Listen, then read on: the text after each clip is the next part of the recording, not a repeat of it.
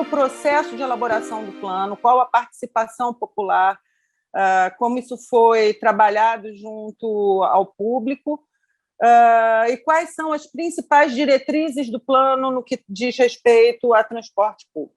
Então, foi um processo bastante longo de revisão do plano diretor. A gente começou em 2014, o plano foi sancionado em 2019, então foram 5 anos de um processo de revisão. Isso aconteceu também porque o plano anterior já é de 92, aqui em Niterói, então a gente teve um hiato aí de 27 anos, mais ou menos, entre um plano diretor e outro. A gente fez um diagnóstico extenso, isso na fase do executivo ainda, de elaboração da lei. Então, a gente fez um diagnóstico extenso, fizemos uma rodada de audiências públicas em todas as regiões da cidade para discutir esse diagnóstico. Depois fomos para uma etapa de cenários, como é que seria se nada fosse feito, quais eram os cenários induzidos, desejáveis que nós estávamos propondo, uma segunda rodada de audiências e, por fim, diretrizes, né? Em função desses debates todos, quais eram as diretrizes que o plano deveria ter, e uma terceira rodada. Só de audiência pública foram 14 audiências públicas na fase do executivo, além de reuniões com o Conselho de Política Urbana, o CONPUR, reuniões setoriais, isso para propor o projeto de lei que foi enviado para a Câmara e foi discutido com os representantes do povo, né, os vereadores da Casa Legislativa, e lá foram feitas mais 13 audiências públicas, foram então 27 audiências no total, para que a gente pudesse ter o plano diretor aprovado. Ele foi aprovado com 192 emendas, para você ver a carga de participação também dos vereadores, que ouviram os anseios da população, e o plano foi sancionado, então, em janeiro de 2019. No final do ano de 2019, nós trouxemos já o plano de mobilidade urbana sustentável, PEMUS de Niterói, o PEMUS 2020-2030, o plano de mobilidade para essa década, de 20 a 30.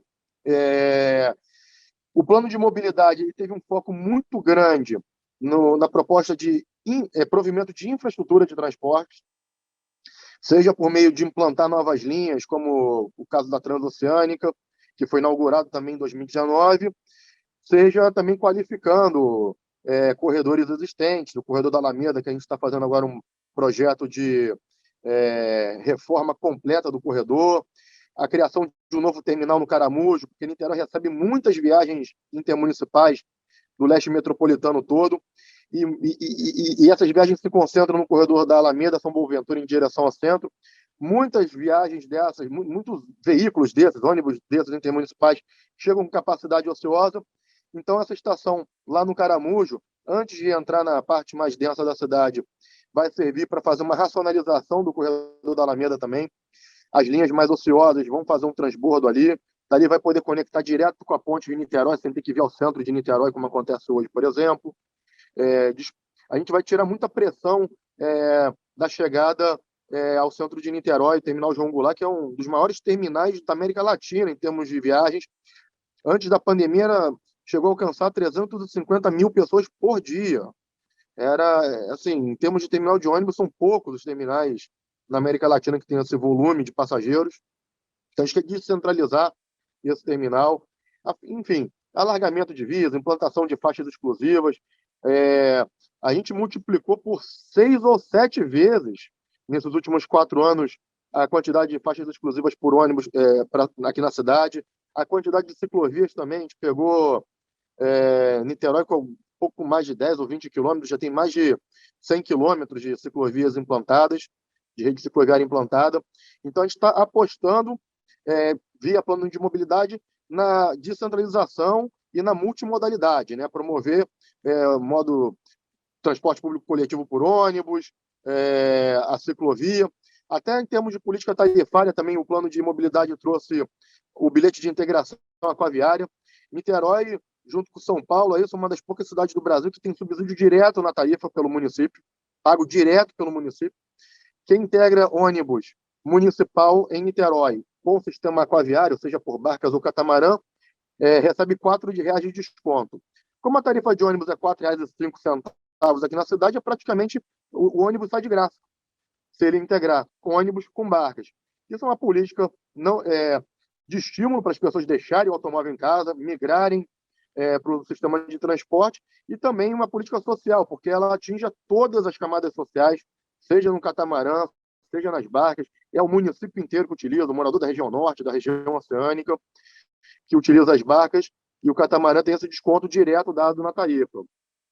E agora, já na lei urbanística, a gente já está indo para a questão do uso do solo. Como que a gente pode moldar a demanda a partir do uso do solo, concentrando o adensamento nos eixos de transporte, proibindo que se cresça mais horizontalmente a cidade para cima das áreas verdes. O espraiamento urbano ainda tem esse viés terrível de redução de áreas verdes. Niterói, que ocupava 14% lá na década de 70, só do município, ou seja, tinha 86% do município de áreas verdes e áreas livres, hoje tem um pouco mais da metade. É muito significativo ainda em termos de região metropolitana, são poucos os municípios que têm metade ainda do seu território preservado, mas é uma redução muito grande em 40 anos apenas, né? De 14 saltar para quase 50% do território ocupado. Esse consumo de terra, por conta do espraiamento urbano, esse crescimento em baixa densidade por casas, além desse impacto no meio ambiente, também tem que eu já falei da repercussão na mobilidade, a necessidade de usar automóvel, seja para ir trabalhar no centro, seja para ir na padaria, ou, enfim, satisfazer uma demanda de baixa complexidade num comércio local, tem que pegar um automóvel. A gente quer reverter isso, direcionando o crescimento futuro da cidade para os eixos de transporte, aproximando a população do sistema de transporte, o uso misto também, que é fundamental para poder gerar viagens curtas, principalmente a pé e por bicicleta, e preservando também, enfim, os bairros que já são ocupados por casa hoje vão ser todos preservados também, continuam sendo por casas, a gente só não vai permitir que eles cresçam mais para cima das áreas verdes.